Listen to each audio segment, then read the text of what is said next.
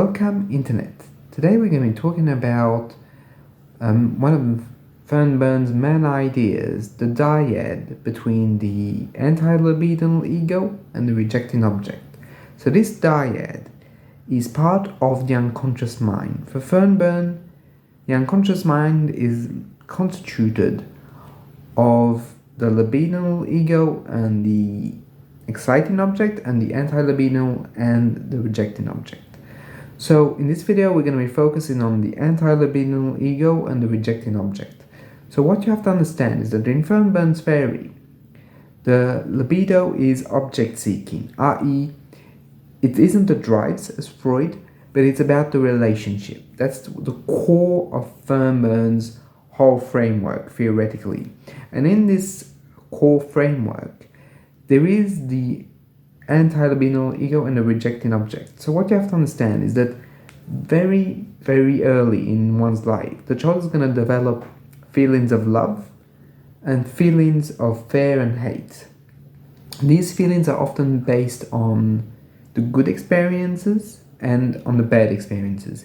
In the case of the bad experiences, what's going to happen, according to Fairbairn, is that all the bad experiences are going to accumulate into the unconscious mind, given a certain framework in which the mind is going to start developing fears of a bad relationship, fears of the consequences of the relationship. That fear of the relationship is going to be made manifest as the rejecting object, i.e. what the child and later on the adult is going to feel is at stake, i.e. the fear of being rejected. So I need to make this very clear. For Fairbairn, rejection is not just leaving someone or casting someone out or making them an outcast. It's not just that. It's also violence, hatred, abuse, belittlement, humiliation. All of that is encompassed and incarnated by the rejecting object. It's a bad object that is, in a way, very destructive. And that's what the individual fears. They fear for the very well-being. And what you have to understand is that the person is going to be completely afraid and fear for their very lives for the rejecting object. And what you have to also get, because this is very important, is that even though the person fears the rejecting object, they also respect it, meaning that they are under its spell, that it's not a way of separating than to push out the rejecting object or to fight against it. It is part of the dynamic. So what is going to happen once there is a rejecting object? Well, it's going to cause the ego to adapt in an unconscious way to it. So what's going to create is the anti-libidinal ego.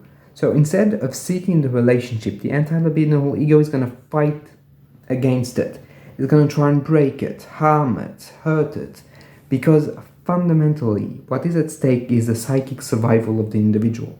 Therefore, when the anti-libidinal ego is sparked or triggered, let's say, it's going to come back into full force, full motion. Every trauma, every hurt, every pain is coming back in one single point. That's the anti-libidinal ego right there for you.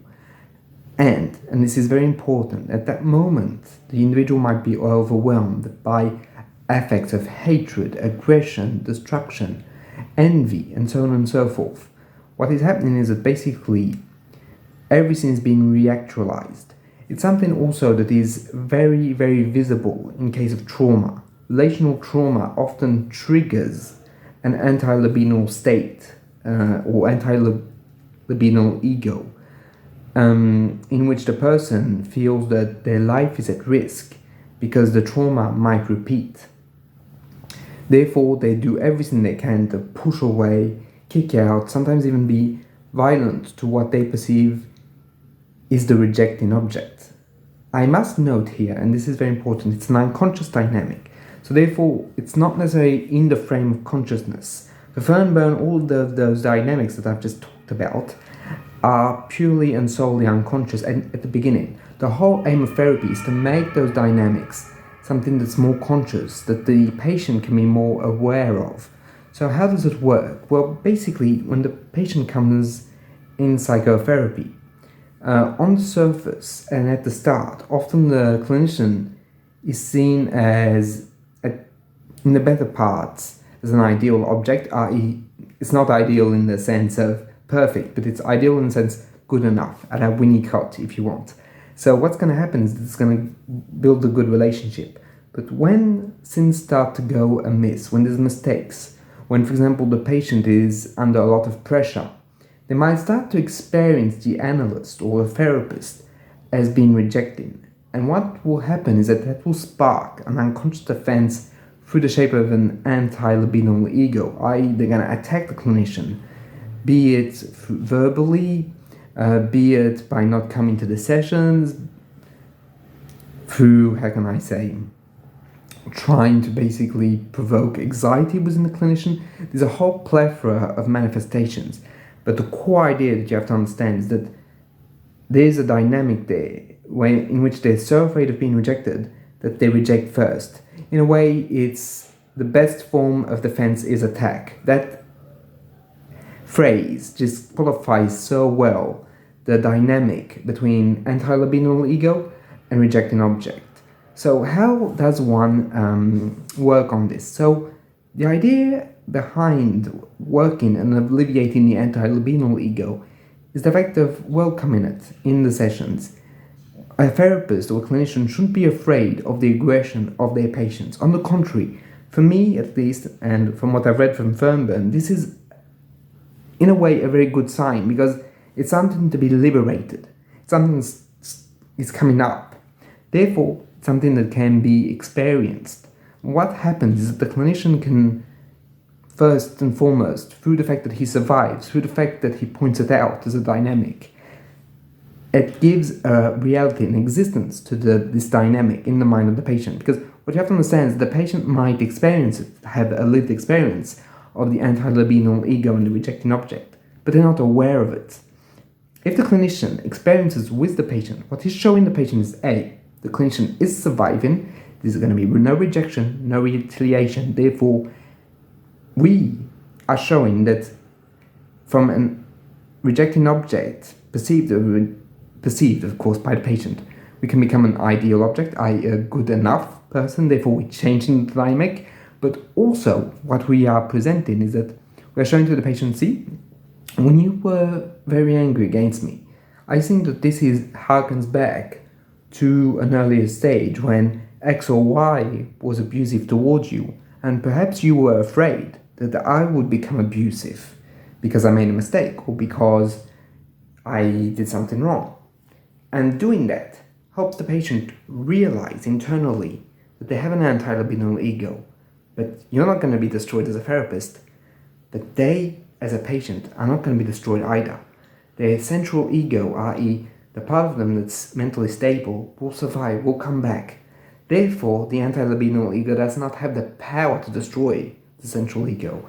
I.e. what you're showing them is that they can attain stability because you are stable. And you are stable in spite of what is happening. And best of all, what is happening is integrated into the stability. You're showing them that the stability is possible, even though there is this dynamic. So I think it's one of the main dynamics to work with a patient. Those moments of aggression, of hatred, all of that is okay, as long as there's the setting to contain them. And as long as the therapist does not use retaliation against the patient. That's very, very important, because a therapist that uses retaliation breaks down all of the work. There has to, of course, be limits. Like, the patient is not allowed to do anything, everything. Like, he's not allowed to hit you, to, I don't know, spit on you, and so on and so forth, right? I mean, there's basic things that the patient is not and will never be allowed to do. But ending the session, if a patient acts out, is not retaliation. It's a limitation. It's not you saying, I'm abandoning you. It's you basically, as a therapist, stating, this is not acceptable. Your anti-libidinal ego is going out of control, and we work to calm it once you've reached a point in which you are stable. And I will see you when you're stable. And that's basically it. The limitations are very important to be able to work with the anti-libidinal ego. So it's not just a matter that the therapist has to be loving and caring, which they must, right? But they also have to be limiting, because that's also something that's going to stop the anti-libidinal ego from overwhelming the patient, seeing that there is a clear interactional limit, and that limitation is fair, both for the therapist but also for the patient, because what you have to understand with limitations is that they protect both parties. Because as the patient is not allowed to hurt the therapist is not allowed to hurt the patient. Therefore, it's a relationship in which it's safe. And that's exactly how one goes about, at least in my understanding, working with the anti-libidinal ego and the rejecting object. The therapist, and I think this is also very important, should not try and minimize his rejecting object at the beginning. Like if a patient says, "You've been mistaken," or "You don't care," instead of saying, no, this is not true, I do really care, one should just withdraw and say something like, "What makes you feel that? How do you feel?" And try and investigate why, right? Because that defensiveness might strengthen the anti-libidinal ego, whereas a more open relationship might assuage it, might lower it enough for the central ego to come back, i.e. for the stable part of the patient to come back. Of course, I should say that the anti-libidinal ego rejecting object is far more observable in trauma, in patients. When patients have not as much trauma, might be more quote-unquote neurotic, it might be less, how can I say, obvious. But nowadays there are a lot of patients, especially those in psychodynamic psychotherapy, that are working through their childhood trauma. Therefore, it's a dynamic that I think every psychoanalytic psychotherapist should know about, this endopsychic structure. So here I've talked about the anti-libidinal ego and the rejecting object. It's part of the endopsychic structure, but it's not the only part. In future videos, I'll be talking about the rest.